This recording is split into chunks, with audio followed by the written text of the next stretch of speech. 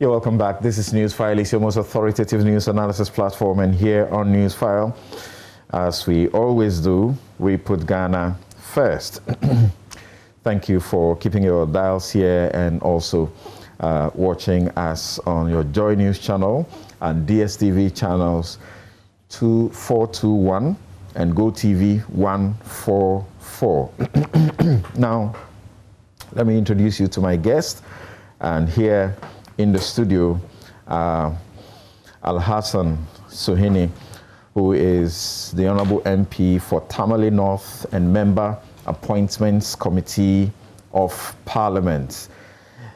Joseph Dindiok Pemka is former Deputy Attorney General and Minister for Justice. Joining us on Zoom are Oliver BARKER-VORMAWOR, who is researcher, University of Cambridge, Faculty of Law, and Suleimana Brahima, who is Executive Director, Media Foundation for West Africa. Gentlemen joining us via Zoom, good morning and welcome to Newsfile. Good morning, Samson. Good to be back again. Thank you. And good morning to you. Good morning, Samson. Great. All right, so we start with the very first issue, and I'd like you to listen to Haruna Idrisu, the Majority Leader, and Inusa Fuseni, Minority Leader. Compared to Martin Amidu, he's a non-starter. Compared to Martin Amidu in terms of stature, experience, integrity, and reputation, he just doesn't come close. You need men of wits and will to fight corruption. Martin Amidu suited perfectly into it, but because he would not get the cooperation and support of the president, he had to bow out. Look at how they shamelessly got the Auditor General out of office. In one breath, you don't want people who shine their eyes on malfeasance, misappropriation, embezzlement, and corruption. So, disappointing appointment, but let's see what he's able to do. And corruption is real in Ghanaian public life. It's permeated the moral fabric of our public service. Sometimes we narrow it only to political office holders or to politicians of ministers and MPs. But you need to open your eye for it to be more inclusive.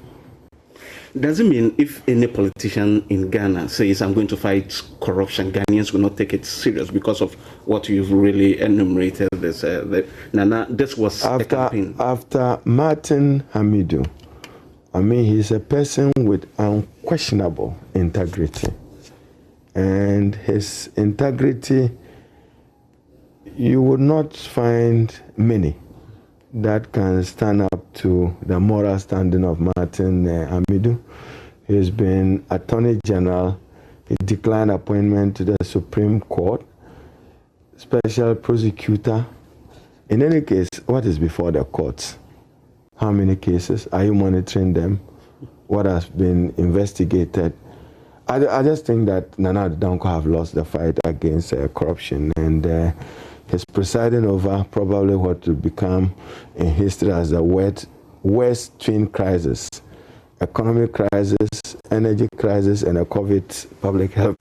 Me, as a lawyer, former MP, my only concern in the age, you know, certainly a year special prosecutor bill, no, you may to coin, we call Canada.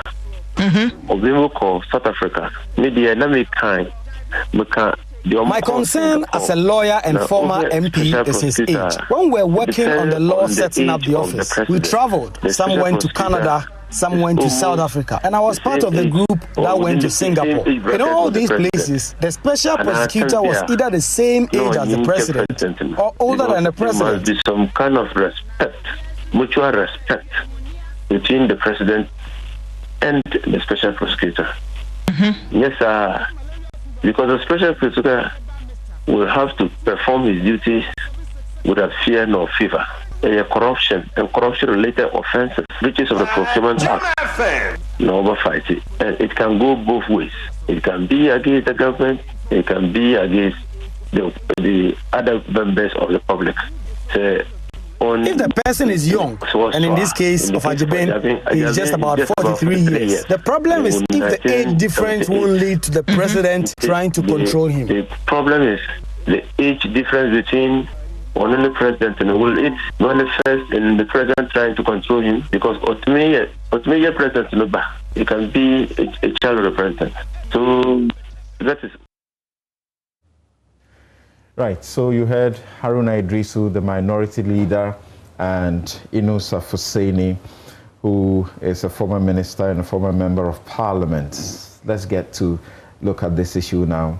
So as we played the sounds to you, if you're watching us on television, you would have seen Kissi Agyebeng's profile that was displayed. Impressive, but what's the problem now? So let me begin with Sulemana of the Media Foundation for West Africa. I don't want the lawyers here in the studio, the lawyer here in the studio to begin and perhaps begin on a legal note that may, or your colleague lawyer on Zoom to begin on a legal note that may influence your thoughts. So let's hear you. And I don't also want the MP to talk before you do. So let's hear you. What do you say about what is being said? Well, Samson, thank you very much. I think that the office of the Special Prosecutor is a very unique and an important office. And in trying to assess who qualifies to occupy that office beyond what is stated in the Act 959/2017 or in our Constitution, I think it is important to look at what is even the basis or the rationale for the establishment of the office. What are some of the demands of the occupant of the office, the burden that the occupant of the office carries. And with that, then you can look at whether or not, beyond the paper qualifications and the work that the person may have done in one way or the other, the person really merits that position. Now, if you look at the rationale that was provided in the 2016 manifesto of the NPP, in terms of promising to fight corruption, it makes it clear that one of the challenges was the fact that the Attorney General literally has a monopoly of prosecutorial powers. And if you take Shraj or Iyoko, for example, they require the permission of the Attorney General to go to court on matters of corruption or corruption-related offenses. And the other point they raised was that the Attorney General and Minister of Justice is also an appointee of the President, serves at the pleasure of the President, and can be fired at any time by the President or reshuffled by the President. And therefore, it is important to have an independent office occupied by an independent individual to deal with the matters of corruption and corruption-related offenses. Now, I think that in itself sets a tone that one can say, well, if you are a president and you are truly and honestly committed to the fight against corruption, and you know that one of the problems or one of the major hindrances is the fact that you appoint somebody as your Attorney General, and because that person works under you, and can be controlled by you and can be fired by you, the person may lack some independence. Then if you have that commitment and, the moral suasion to say, I would fight corruption, the fundamental question to ask is, would you even need an office of special prosecutor? So if I appoint you and I say, look, do as the law says, I wouldn't interfere, and I want you to prosecute all matters of corruption or corruption-related offenses. So I think that is number one. So to the extent that the MPP then admitted that because our leader, our president would appoint the Attorney General, and therefore there is that monopoly of prosecutorial powers and so on and so forth, we need someone to occupy a certain office called Office of the Special Prosecutor. I think it then goes beyond just appointing persons who qualify by dint of their, academic qualifications or, experience in practicing law and the years that they have had in the bar. And the other question you ask is, if the Attorney General can be controlled or can be fired and works at the pleasure of the President, then would you really need someone who, for example, indirectly, because we do know, for example, by law, the AG is supposed to nominate the person, the President will have to accept and then transmit it to Parliament to get approval, and then the President would appoint. But the reality we know is that there is no way the AG would have done the nomination without consulting the President. I don't think that if President Akufo-Addo was not comfortable with Kissi Agyebeng, AG, Attorney General Godfrey Dame would have done that. And so I am looking beyond. I think that those talking about age, I don't believe is a critical issue. As someone said, even the President could have been 40. I mean, we had Obama, who was not in the categories of persons you describe as very old, leading the most powerful country and serving as the commander-in-chief of the most powerful armed forces or army in the world. So I think that, for me, is not an issue. If you look at the credentials in terms of Kissi's qualification, masters in law, was called to the bar in 2003. And so the 12-year threshold that the Act provides, he certainly qualifies. I think what is critical is to look at, as perhaps Haruna said, in terms of stature, in terms of reputation, in terms of strength of character. Is he someone who can stand up to the President, to the powerful people in government, and say, look, my office is independent and I'm doing my work independently? And certainly we do know, with the recent developments around the the Auditor General's department and Mr. Domelevo, the Auditor General, we know the extent to which our leaders, or the President for that matter, can go in terms of diluting that whole provision of shall be working without the control and direction of anyone. In the case of Domelevo, we saw the extent to which the executive and the President for that matter went to exercise some level of control, some level of direction, even though not direction in terms of how he works, but control in terms of, go on leave, proceed on leave, and it's a directive from me, and so on and so forth. So for me, of course, I know Mr. Kissi Agyebeng. In fact, he's defended me in court before when I was cited for contempt, among other people, on the case involving Anas and the judges and so on. He's a fine person. I think he's a very intelligent and smart guy. But I share in the view that whether or not he is an MPP or CPP is not the matter. I don't expect the MPP at this stage to say they are nominating somebody who is from the NDC. Martin Amidu was unique in so many ways and certainly was the right person for the job. Unfortunately, things didn't work out. Imagine you were writing a story on this nomination. What will be the headline? Well, that's a difficult one. Perhaps I would say qualified, but with a but to it. I think on paper the experience qualified, but of course you cannot compare Kissi to Martin in terms of experience, in terms of stature. And the other important point is, what is the track record? Okay. Now, Sule, when it comes to let me ask you these three questions for quick answers in a minute or 30 seconds each. It could actually be a yes or no. Have you known Kissi Agyebeng to be NPP? I don't have evidence to that effect. You don't think he is too young? No, I don't think so. Do you know him to have any dealings with the Ejapa deal?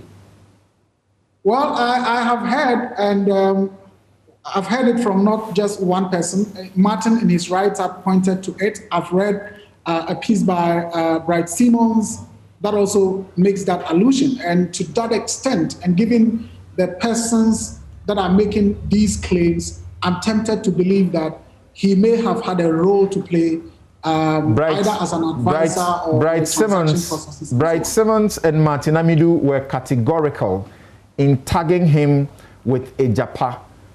Did they show you any evidence?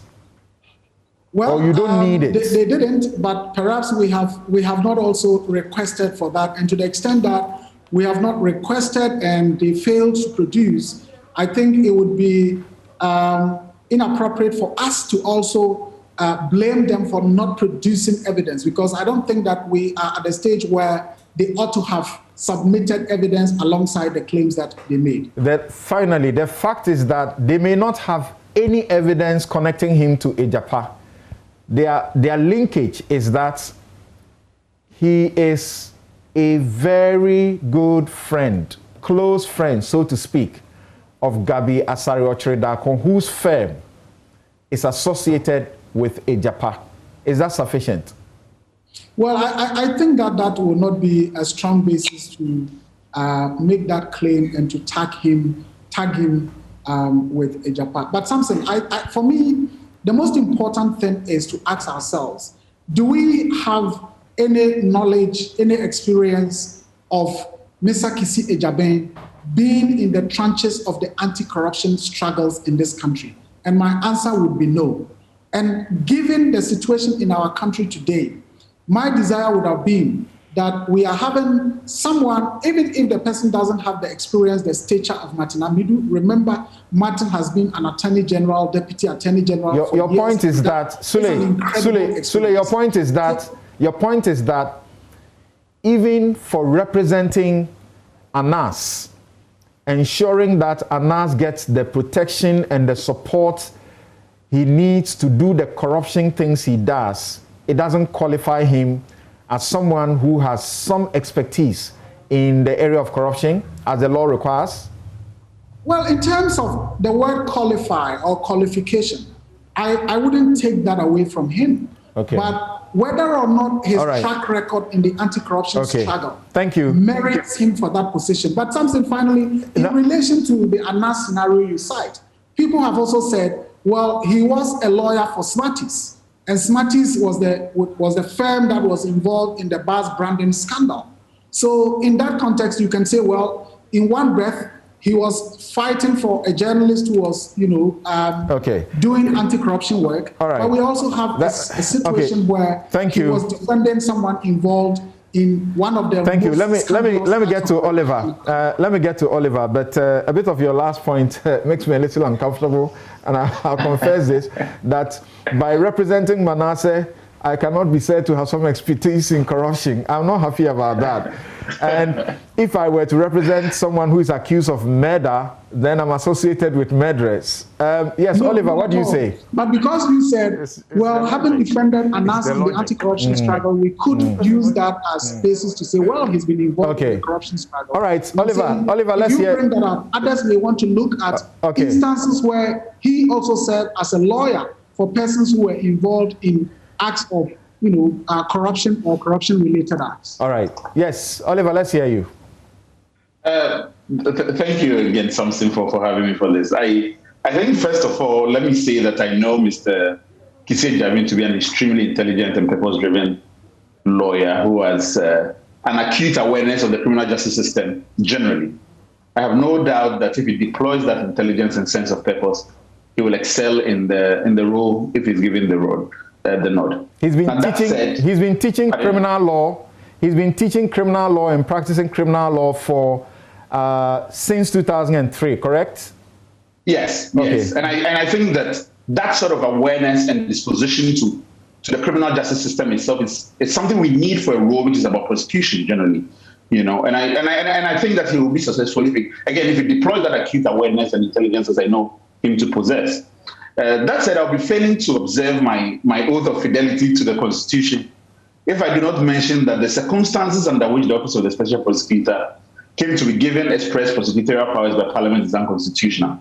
As one of the strongest advocates for that office, I bring this up not to be pedantic. but to warn us of something that is likely to come back and bite us in the behind. Why? Because any prosecutions secured by or convictions secured by the special prosecutor continue to remain vulnerable by this effect.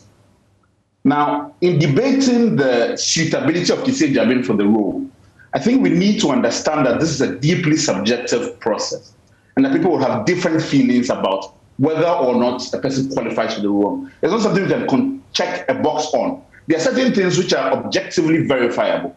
Does he have 12 years at the bar? Easy to check, right? But in the subjective process, I would say we need to revert back to the needs assessment that led to the creation of the office, the purpose of the office, maybe the eligibility criteria set for the office, and also the history of the institution, as we have witnessed from Martin Amidu to this point. Now, as every public appointee, my good friend must subject himself to the regular scrutiny of the process, including specifically questions about the nature of his relationship with some of the cases investigated by the previous special prosecutor. I mean, I think this is not a scrutiny that he must shy away from, and we must not be quick to view this as something malicious.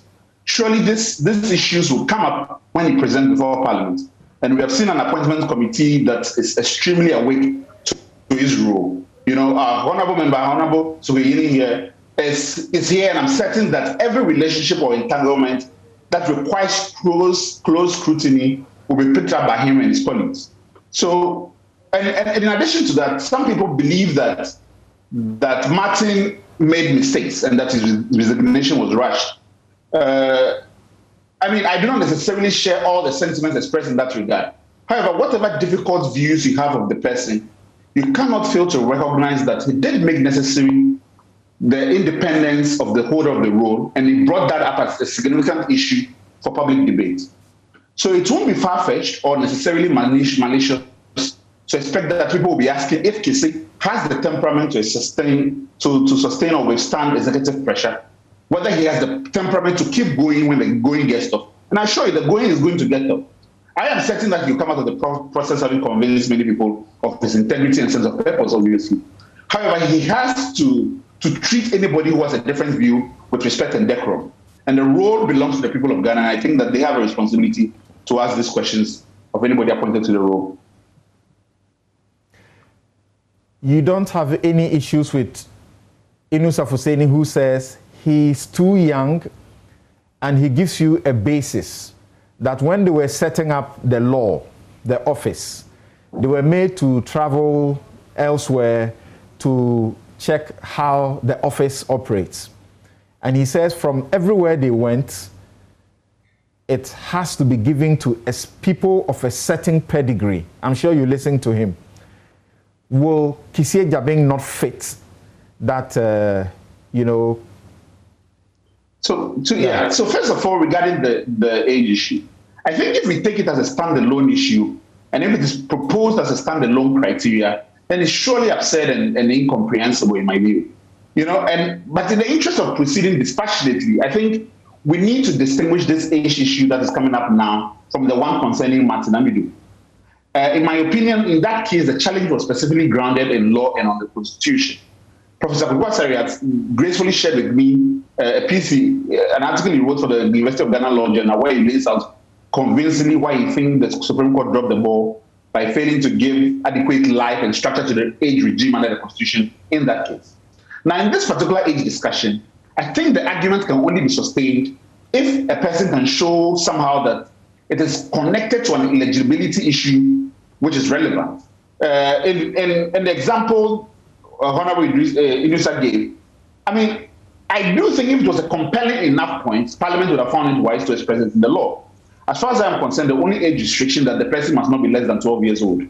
This I glean from the fact that the law says you need to have 12 years been a lawyer for at least 12 years. 12 years at the bar. This means that if you become a lawyer at age 1, all you need is to wait 12 years. So from 30 years at the minimum, you're already of decent age to serve in the office. And you've given the example of the presidency. So I think the connection between how is this relevant as regard eligibility for the role needs to be taken seriously. And that shouldn't be treated as a standalone issue.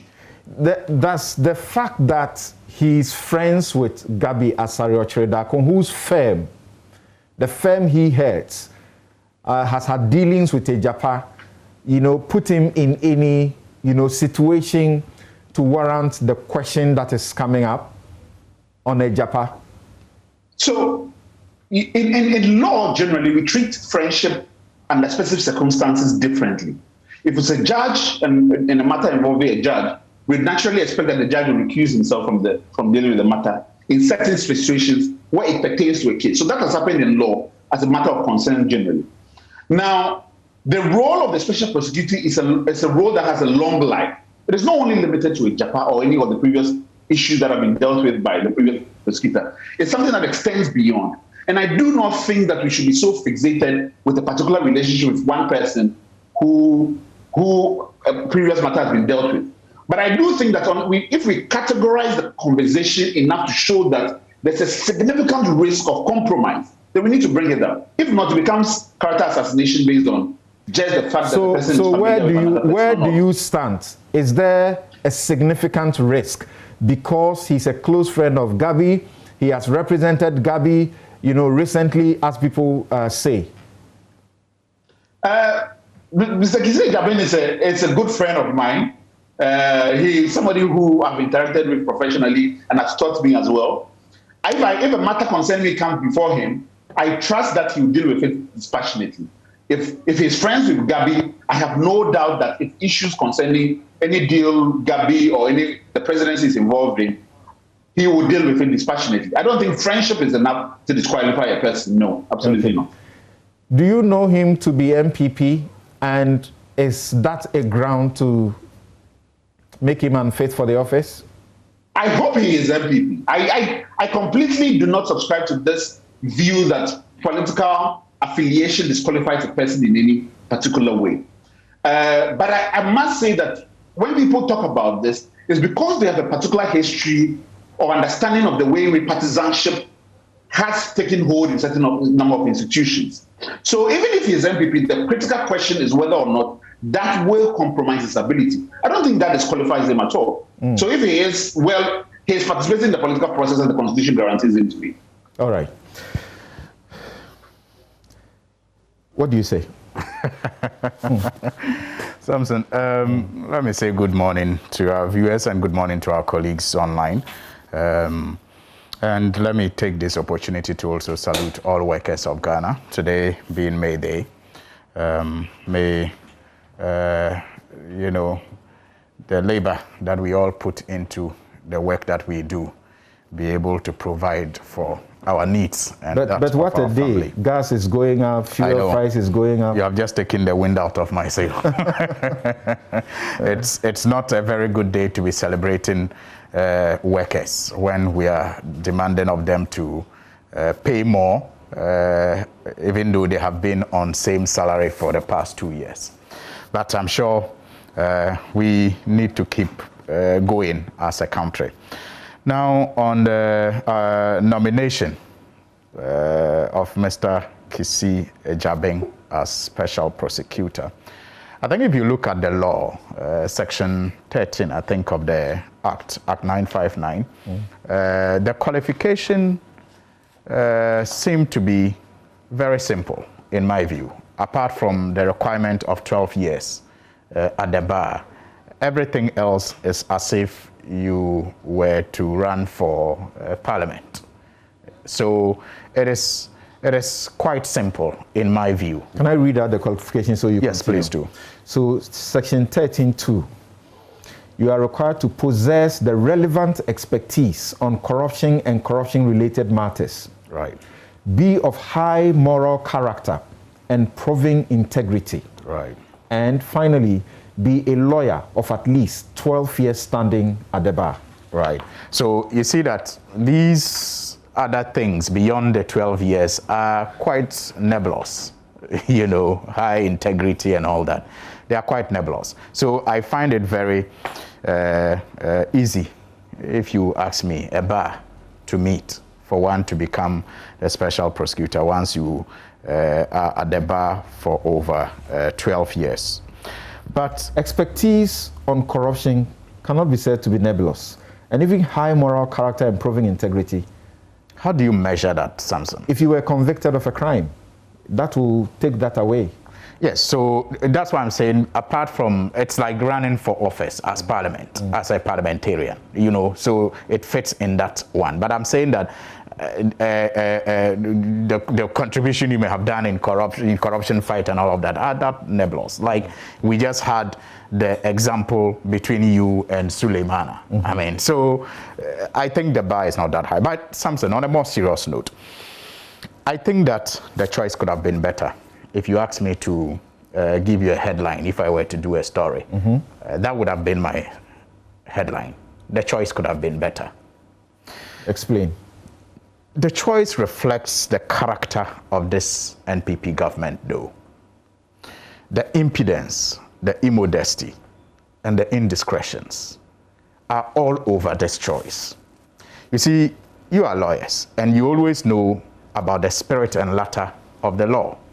So what is legal may not always be right. That's right. I mean, morally, culturally, and that is why they say justice is not just done, but it must be seen to be done. Manifestly. Manifestly. So it means that you must go beyond the black and white in making some of these decisions. But I'm saying that the choice could have been better, but the choice actually reflects the character of this NPP government. We have seen other NPP governments before, but this particular one, this choice reflects its character. We have seen it in the promotion of judges to the high courts. People who run for political offices, not of other political parties, of the same political party, gets promoted without a toss. I mean, we have seen it even in the choice of the EC chairpersons and the issues surrounding them. We have seen it in the removal of Dumulevo. It is the character, the impudence, the immodesty, you know, the indiscretion about the choices and the decisions that this NPP government makes is reflected in this choice. Look, even in the choice of Mr. Martin Amidu Samson, the choice was not for his flowery qualities. It was because of a perceived vendetta that he had against the NPP. And so when he got into office and decided to do better than just the vindictiveness, they were disappointed, obviously. He could not get the cooperation that he needed to perform. And I predicted that during his approval processes. Because clearly, when you look at the approach of this government to tackling our issues, it is as if a king or, a chiefdom is in charge and all others are subjects. And we must all bow and worship and just let the royals do what they please. And that is very disappointing. I think that I agree with the minority leader when he says that it is a disappointing choice and Nana Akufo-Addo will go down in history as the worst leader to have tackled corruption in this country. Already the jury is out there. You remember only recently, Professor Jimabwedi said his record has been in tatters for a very long time and that the removal of Dumulevo actually puts the final nail on the coffin. I don't know what he will say about this choice, which I consider immodest and imprudent. And I think it could have been better, Samson. Imagine he in fact was MPP. And so far, as I ask, I don't get any answer in the positive. Do you know, for example, those who are laying the charge of MPP, do you know that he's MPP? Samson, again, that is an interesting, issue at stake. Mr. Martin Amidu obviously was political, but not partisan. Mr. Martin Amidu was political, but not partisan. And so that is what made his choice acceptable to many well-meaning Ghanaians at the time. even though they knew that he was NDC by membership and by association, but they also knew that he was not driven by partisanship when it came to, doing his work. So that should be relevant. No. In the case of Kissi Agyebeng, he may not be political because we may not have seen him associate that politically with political parties, but he may be partisan. I don't know for sure, but the danger is if he is partisan. I recall one of the platforms that he graced after the Supreme Court ruling of the election petition in 2013. I recall the positions he adopted and the criticisms he leveled against the judges. Platformers in the Dankwa Institute. Yes, the Dankwa Institute platform. Mm-hmm. I recall all of that. And I wonder if that was political or partisanship. But I'm saying that the difference, it's nuance, but there's a difference. And I think we will be better served by someone who is political rather than someone who is partisan. Mm. What you recall, he said on the Dankwa Institute platform that others have not said in criticizing the 2012 petition judgment. Well, I mean, it was clear that the platform was designed to disagree with the ruling. And the ruling, the platform was designed by the NPP party. So it was not a civil society, forget Dankwa Institute, we know its affiliation. It was not a non-partisan civil society platform. It was an MPP platform. That was meant to disagree with the ruling because that platform believed that the ruling should have been in favor of the NPP. That platform was not to intellectually examine what may have been wrong with the ruling or judgment. It was partisan. The Venerable Samokujeto on that platform had said that they didn't actually rule in favor of John Mahama. Mm-hmm. But Kissi Agyebeng expressed the view that he was confused as to what represented the ratio of the judgment. I agree, but I'm saying that I recall some of the sentiments that were raised there. And I'm just talking about the difference between being political and being partisan. And I'm saying that was a partisan platform, and I don't know if that makes him partisan or not. But I am of the view that a political person taking the special prosecutor office will be better for us than a partisan person taking that position. Okay.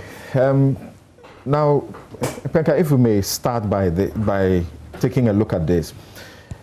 The honorable member says that, for example, in this administration, we have seen lawyers who are MPP appointed as judges.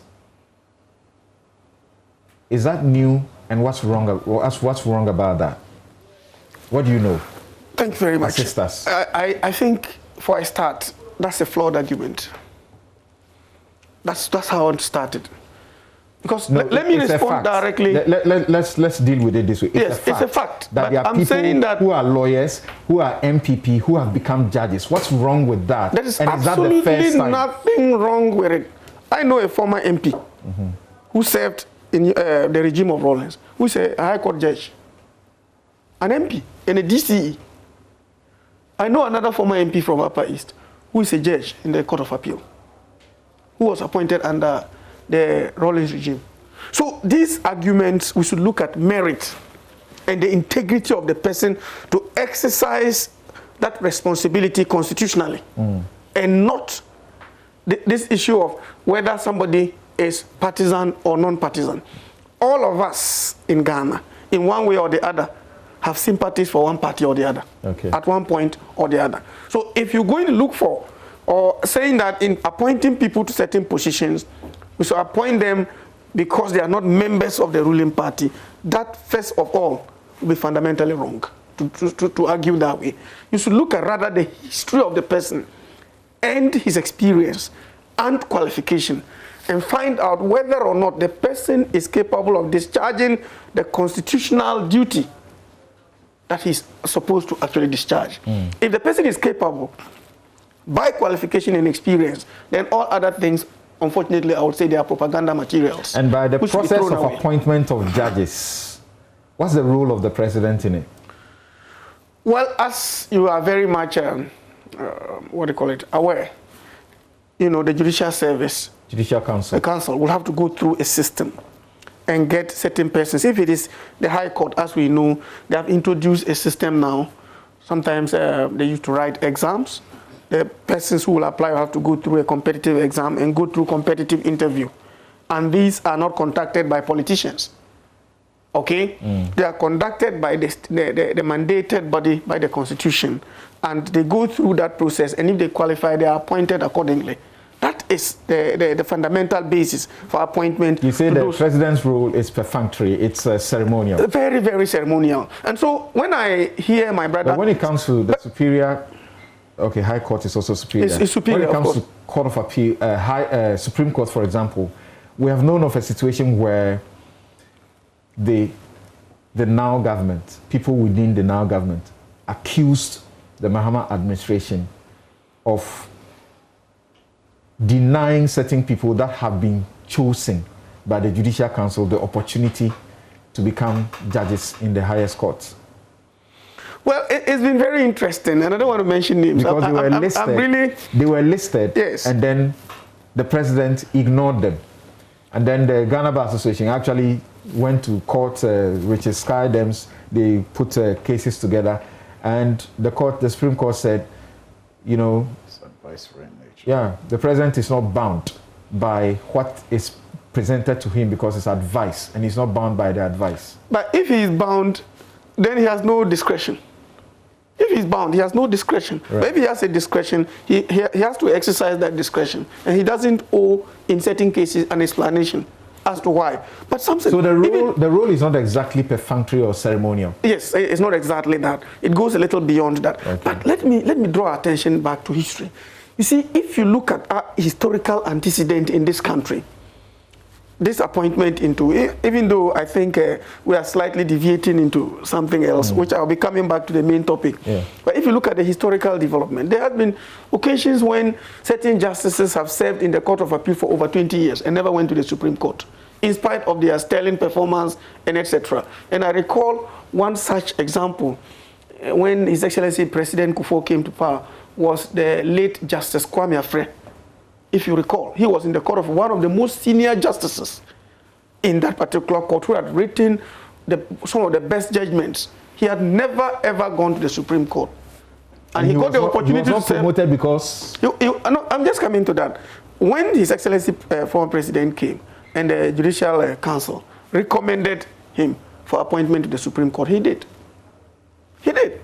But all the years before then, he became one of the most senior at the Court of Appeal, having done so well in there. He was never ever... What is the point? The point I'm seeking to make is that within the Rawlings regime, he had been nominated for appointment and he was ignored. You see, something, what I'm trying to put across, and I want to put it across forcefully, is that our system, we may agree to pretend and bury our heads in the desert and dance to the tune of any music we provide, but our system itself creates an environment where in a regime change or the other, certain things happen. These are realities which we should not pretend. You're right. You know, these are realities we shouldn't pretend. Just hold on. I recall that one of the most senior lawyers in this country, I have so much respect for, I don't want to mention names, made allusions to the fact that there had been a particular judge whose judgments go a certain way consistently. You know, he made that allusion. So, but what I think we should be doing should be to look at the judgments of persons that we have read and find out whether they are influenced and actuated by these political, parochial appointments we so attribute them to. If they are not, but they are backed by law. Let me get Oliver's brief view on this point, then we'll continue with you on the special prosecutor. But elsewhere, in some jurisdictions, like in America, where they believe in the realist jurisprudence, they don't make a fuss about the fact that this is a politician. This person belongs to MPP or NDC, and judgments that they have given is influenced by where they lean. They don't make a fuss about that. Yes, Oliver, what do you say about the point he makes about even judges and how they get appointed? So I think this is a conversation that we have been trying to have in this country, but consistently being discouraged through that language of it's not our culture and it's not a political tradition we're used to. My belief sincerely is that once we get into interrogating the leanings of how judges rule and the circumstances under which they rule, we would not only be focused on whether or not their political affiliation. We can go beyond that criteria of assessing whether or not the substantive decisions that judges and how judges rule produces bias. And I think this is where the distinction that the honorable member was making earlier about partisanship and political is necessary. I do not think political affiliation disqualifies, but I do think partisanship does. And if we allow ourselves the full process of going through reading or interrogating and carefully questioning these things, we can be able to find where the lines merge and what lines of convergence and divergence result from, and then we can say that a person is being partisan in their ruling, and this is not something which our constitution requires us of, or the societal values do not expect us to do that. But I do not think that our societal values should be expressed against political affiliation. I don't think that disables us from an enriched process and conversation. Okay, yeah, and I must stress that you stressed partisanship as against being in a political party. Yes, so what do you say about Kissi Agyebeng and all that you have heard about him in the course of the week? What do you say? Well, I'm not going to just rely on what I've heard about Kissi Agyebeng, but I'm also going to rely on what I know about him. You know, this is a person I've known for 22 years in a Kwafo Hall back in those days. Okay. I recall that we're on the same floor in a Kwafo Annex B. And I recall some of his motivational messages every morning to students that he pasted on the board right in front of the hall and all that. I recall also the fact that he was very active in terms of the law and activism on campus and all that. I also recall that he excelled so much as a student of the law in his year group, coming out of the first class and all that. I recall all those things about him. And I mean, himself, the now Attorney General and others, they were mates. And you recall that we're all in the same hall. You know, so as far as I know him, he's a very fine gentleman. There's no doubt about that. And in terms of moral character and integrity, again, as far as I know him, he stands out. You see, I am struggling very hard for the past few days to understand something. Whether it has suddenly become a curse to be young. I have struggled over the nights to understand whether suddenly it has become a curse to be young. First, when the venerable and respected Martin Amidu was appointed, you recall that there was a suit right to the Supreme Court about his age, that he was beyond a certain age, and that by being beyond 65, which the Constitution permits that when you are 60, you get 2, 2, and 1. By being beyond 65, he was not qualified to be appointed into the office of Special Prosecutor.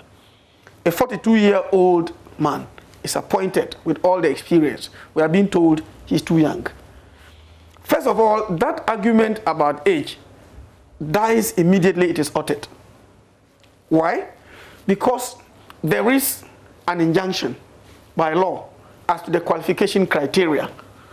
If Parliament finds that particular qualification criteria to be problematic by virtue of public discourse and debate, then Parliament can amend the law. In which case, it will make certain provisions that certain category of persons are disqualified. But as we said, what is the qualification criteria for appointment to the Supreme Court of Ghana? 15 years at the bar or more, right? If you are 15 years or more at the bar, you qualify for appointment to the apex court of Ghana. Now, this gentleman we are discussing is about 70 years at the bar. He qualifies for appointment to the apex court. Yeah, that's not the only qualification.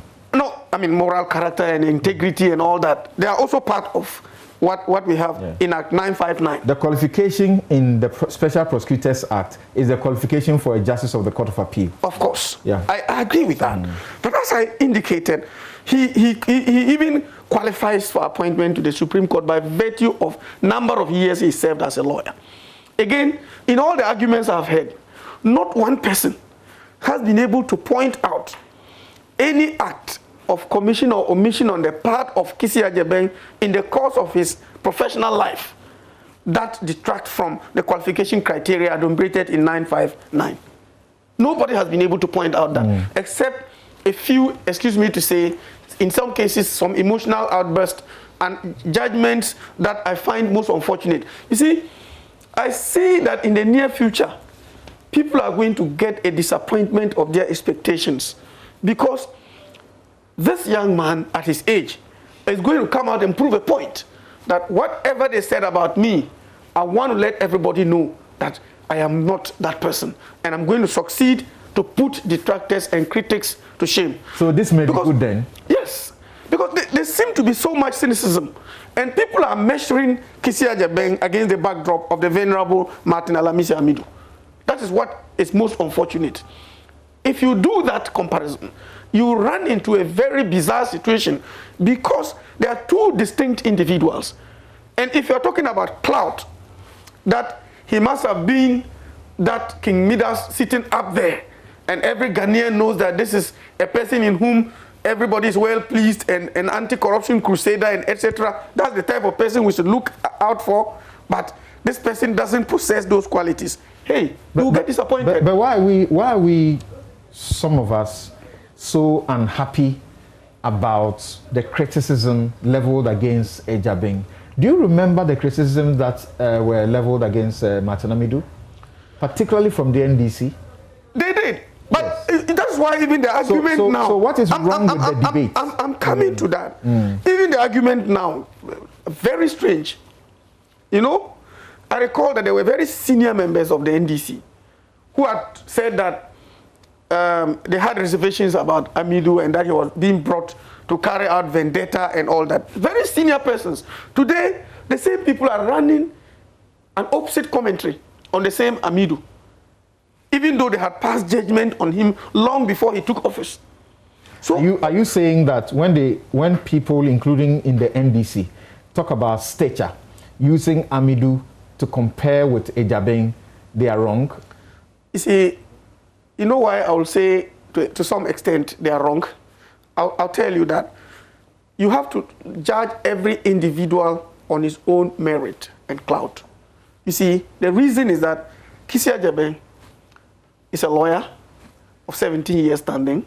He's a person of moral character. Martin Amidu was a lawyer of how many years standing? Far more than that. Far more than that. He had been Attorney General and Deputy Attorney General and all that. So that's a fact you can't dispute. No disputation. And so you cannot put him in the same scale as Kissi on that score. You see, let me also draw your attention to something.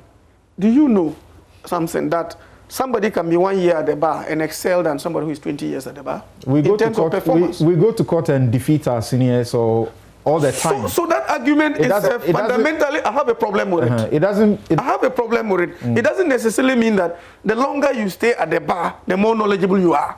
That argument doesn't hold if we go to court. But our profession is one in which we respect seniority. But in terms of this, look, let me tell you one thing. If there is any person in Ghana who has helped in the fight against corruption, if you are mentioning people, you have to mention Anas Arimi or Anas, in my opinion. If you are mentioning persons in this country who have helped to fight against corruption, Anas is one. And then Anas, in that his situation that he's going through in life to try and investigate society and bring out the ills, will opt for a particular lawyer if he doesn't know the person well. He had worked for him. And he worked for him diligently in all these matters. Take that out. He's been a lecturer since 2000 and I believe 2008. 2008 or thereabout. He started lecturing at the Faculty of Law. And then he's been practicing, he's done a lot of high-profile criminal cases and all that. That is his area of specialty. In the majority of the cases that he's actually conducted, They are criminal cases. So we have to judge him based on his professional qualification and his practice, and the fact that this is a gentleman. I don't know whether, Samson, you've had personal contacts with Kissi Agyebeng. He's a solid gentleman. But we are passing these judgments, and I'm getting excited because, you see, we seem to be painting a picture of gloom and doom way before the man is in office. But you may never know that this is a man who may deliver us out of that deep sarcophagus that we may find ourselves. So your invitation to the public, those who join with, those who have expressed publicly that he doesn't measure up, he doesn't measure up, your invitation to them will be that they should read section 13, particular 13.1, and if they have anything in that regard, they should take it to the appointments committee. That's the point. Because you will appear to before Parliament for vetting, right? Yes. And section 13.1 says, a person is not qualified for appointment as special prosecutor if that person owes allegiance to a country other than Ghana. I'm sure that one ticked. He's qualified. Has been adjudged or otherwise declared bankrupt under any law in force in Ghana and has not been discharged. To be of unsound mind under any law in force in Ghana. Has been convicted for high crime under the Constitution or high treason or for an offense involving the security of the state, fraud, dishonesty, or moral turpitude, or for any other offense punishable by death or by a sentence of not less than 10 years, or finally, has been found by the report of a commission or committee of inquiry to be incompetent to hold public office, or is a person in respect of whom a commission or committee of inquiry has found that while being a public officer, and he's been a public officer for only about a year at the Electronics Tribunal of the NCA. While being a public officer, that person acquired assets unlawfully or defrauded the state or misused or abused the office of that person or willfully acted in a manner prejudicial to the interests of the state, and the findings have not been set aside on appeal or judicial review. So if you have any information, you should give it to... That's the eligibility criteria. If you fall within what you have read, you are disqualified. Okay. If you don't, you are qualified. But you see, in conclusion on this matter, I think we should move beyond this issue of age. In fact, that one I'm emphasizing it time and again because something you are caught in it, I'm caught in it. It doesn't mean that once you reach a certain age, then you must start growing gray hair before, or you must be all white before you occupy certain positions. Otherwise, what we're going to do is that people who can do the work by virtue of age, even if that age is stipulated in the Constitution, a person qualifies by virtue of the fact that he meets the minimum, we should go for the maximum or the highest. That qualification for me will be most unfortunate and will not promote the best interest of the country. Thank you so very much. We take a quick break, and when we return, Sir Sam Jonah has been saying a number of things. He says you in academia, we in the media, you in civil society, you have been cowed, and you are in a culture of silence. You can't speak about the ills of society and bad governance. Is that true? We'll be right back.